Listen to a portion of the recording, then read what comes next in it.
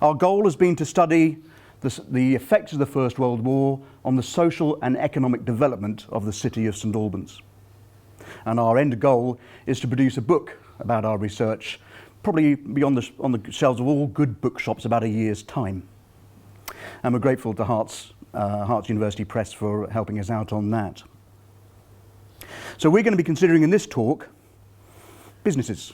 We've covered along the way things like food control, food distribution, particularly in the 1917-18 period. We've also looked at the effect of having 8,000 soldiers billeted in St Albans almost overnight in August 1914. But what interested me in particular was the effect that the war had on local businesses. And that's where the Tribunal records have come in helpful, because we have, for St Albans, thankfully, in the St Albans City Archive, held at the Hertfordshire Record Office, we have the minute book and the registers for both the Lord Derby men who attested and also then the men who were conscripted under the Military Services Acts. Now, I wouldn't want to overstate just how useful the minute books are. Jim referred to earlier about how some of the minute books can be quite terse in the information they provide. Ours is. We don't have a great deal of information. But at least we have the registers, and at least we have the minute book.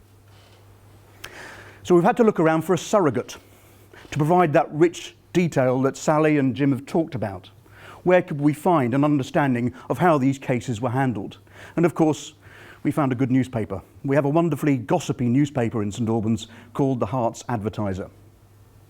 And when we looked at the Hearts ad, what we found was that the cases of the Tribunal are reported in good detail, sometimes in great detail, particularly the more contentious cases, conscientious objectors of course, but also the blanket exemption cases that Jim referred to earlier for the businesses trying to keep their skilled men back from going into the war.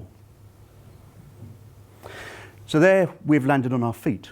Because if we look at some of the other tribunals that are reported in the Hearts ad, for example, the St Albans Rural Tribunal, which covers the area that Christine referred to earlier, the Chillickbury estate, the reports in general terms are less good.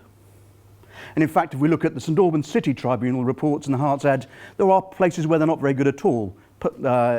Men who are applying for under the grounds of personal hardship, for example, or infirmity.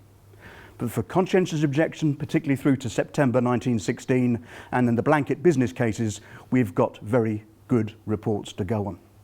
So what we've done is combined the registers, the minute book, and these reports to create a database of the cases that went to the tribunal. But having said that, it is all very partial. It is limited what we've got.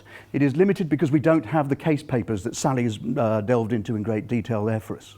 So we miss this granular detail, understanding of process, understanding of the back channels that were feeding information left, right and centre.